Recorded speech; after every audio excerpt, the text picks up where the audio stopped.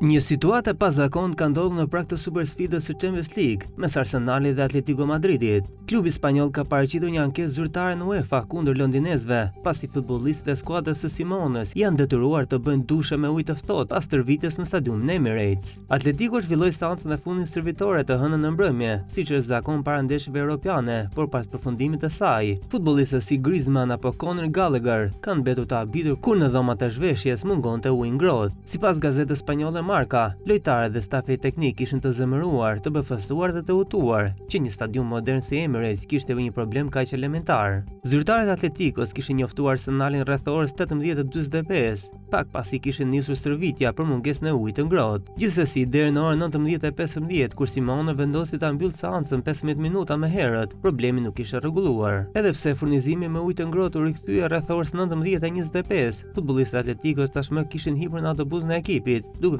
vendosur të lahen më vonë në hotel. Arsenali ka reaguar menjëherë duke kërkuar falje zyrtare ndaj klubit spanjoll dhe sqaroi se një incident i tillë nuk kishte ndodhur kurrë më parë në këtë stadium.